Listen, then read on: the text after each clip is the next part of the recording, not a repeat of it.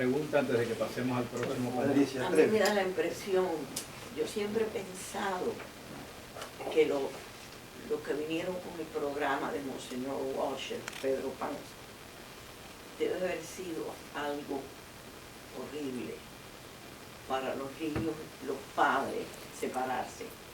Y eso es algo que viviste, ¿no? Y tengo un cuento peor, que no me alcanza el tiempo, ¿no? En Yale siempre invitan a muchos cubanos a visitar. En Yale invitan a muchos cubanos. ¿Conviden o invitan? Invitan a muchos cubanos.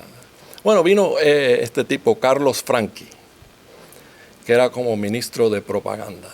La revista de él era Revolución. Lunes de Revolución. Lunes, bueno. No, Revolución. El lunes era el suplemento de Gabriel Infante. Bueno, en el... Sí. Bueno, pues vino a visitar Carlos Franqui, que lo votaron en el 68. Porque como él hizo el cuento en Yale, ese fue el cuento que él hizo. Tuve una diferencia de opinión con Fidel. Yo creí que él era un socialista muy malo. Tenía el socialismo equivocado. Estaba equivocado. Entonces tuvo que irse. Bueno, le pregunté, porque estábamos cenando en un restaurante muy fino. Y ya había tomado Franqui 2 vasos de vino. Entonces le di el codo y dice, tocayo. Tocayo, dime, ustedes allá encima sabían qué es lo que estaba pasando con los niños. Porque las visa waivers que nos daban, las fabricaban en la casa del expresidente Grau, en la Quinta Avenida, que quedaba enfrente del G2. O sea, sabían qué es lo que estaba pasando. Pero ¿por qué? ¿Por qué ustedes dejaron que esto pasara? Y me dice con una sonrisa de oreja a oreja, ¿no? Porque cualquier cosa que destruyera a la familia burguesa nos convenía mucho. Así es la cosa. Pero aquí en Miami, siempre que vengo, cada vez que he venido aquí a Miami, me he encontrado con un alter ego, un hombre de mi edad, que no salió de niño, que salió en los 80, en los 90 o más recientemente, ¿no? Y me hacen el cuento de qué fue la vida que tuvieron. Yo soy uno de esos. Bueno. Yo era un Pedro Pan también. Pedro sin pan. Sí, sin pan. Yo pasé lo mismo. Me faltaba una semana para salir. Recibí la visa, el monitor de Monseñor Brian Walsh y todo venía. Se desata la crisis de octubre y ahí me tuve que quedar. Pero era uno de los que venía también. Tenía 11 años igual. Igualito. Así que estamos en la misma. ¿Y en qué año salió por fin? En el 80. En el 80. Bueno, entonces para tuve todo. 12 años cargando con esa, porque además de esto, a partir de ahí, mi vida tuvo un enfrentamiento con el sistema. A partir de ahí. Sí, o sea, otro ejemplo. Sí. Pero me encontré una vez en la estación de radio donde Ninoska tiene su programa. El security guard, ¿cómo se dice eso en español? El guardia de seguridad. Le digo, buenas noches, señor. ¿Cómo está? Me dice, muy atenuado. Muy atenuado. ¿Pero por qué, señor? ¿Qué pasa? Me hizo el cuento de su vida, cuántos años se pasó en la cárcel. Pero me dice, pero que ese de atenuado dice, porque nunca va a haber justicia. Nunca va a haber justicia de lo que me ha pasado a mí y lo que le ha pasado a nuestro país. Y no veo cómo es que pueda haber justicia. Este pobre hombre se pasó más de 20 años en la cárcel. ¿Sí? Como historiador, ¿cómo usted ve el futuro de Cuba? Bueno, como historiador, hay cosas que sí se pueden, uno puede decir, esto sí existe y puede ayudar al futuro. Hay muchas cosas también que son inestables. Uno puede predecir, pero la chispa de los cubanos, que yo creo que no se ha perdido, la chispa.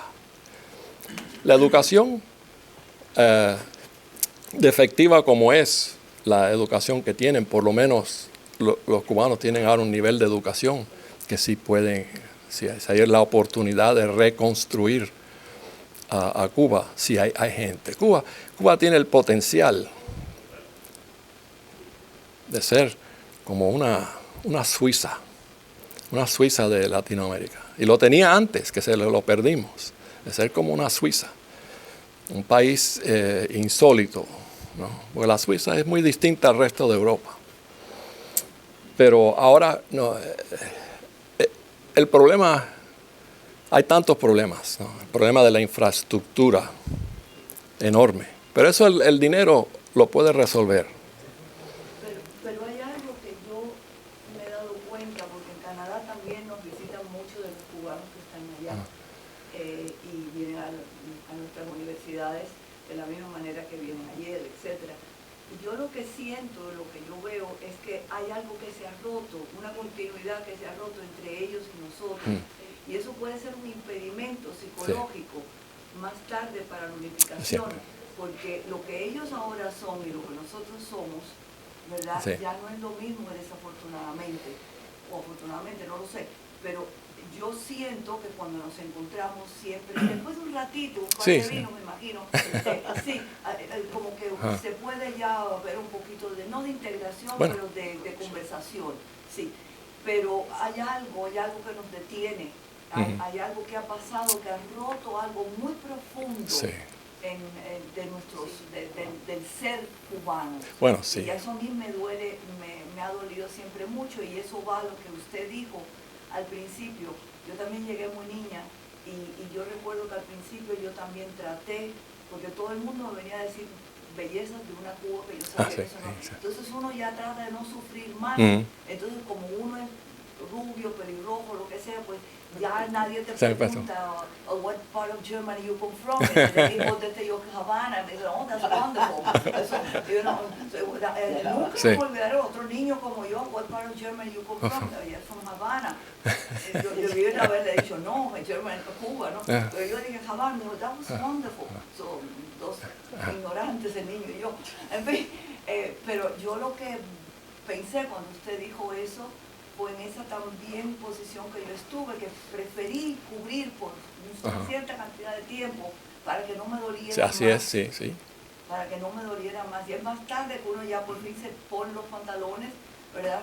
Y hace otras cosas, pero a veces los niños no saben cómo protegerse. No, y es self-protection, ¿no? Es generada y sobre todo en tierras como en el norte, donde no hay nadie. Yo cuando también llegué a Canadá a los 6 años y no había nadie, ni nadie que hablara español, y en realidad era eso, los pocos que más tarde vinieron más y más de Cuba, ya era otra cosa. Sí, pero ese break, ¿no? Es lo que se ha roto, es natural, 56 años.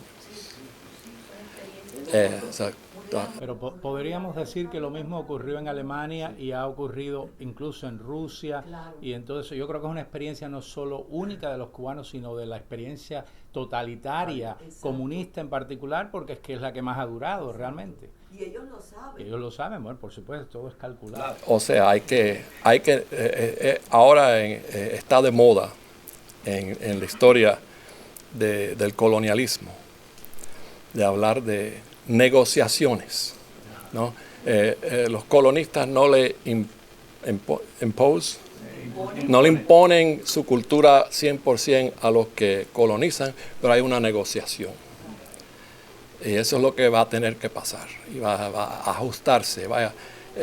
Yo siempre hago el chiste: mete a 10 cubanos en una sala a discutir política, y al fin de la discusión hay 10 partidos políticos. Y esa es una característica de nuestra cultura que vamos a tener que dejar atrás, soltar, si pensamos en participar en el futuro. Pero ¿dónde está la línea? ¿Qué es lo que podemos aceptar? ¿Qué es lo que no podemos aceptar? La semana pasada me preguntó alguien, ¿dónde estaba yo? Se me olvidó. Estaba en Massachusetts. ¿Cuándo usted piensa que podrá regresar a Cuba? Y yo le dije, cuando se arreglen las cosas. Me dice, pero what will be your standard for failure? What will you need? Y yo le dije, cuando Cuba sea igualita a los Estados Unidos. Oh, se enojó esta señora muchísimo. Oh, qué intolerante. Pero hay líneas que no se pueden cruzar. Bueno, vamos a despedir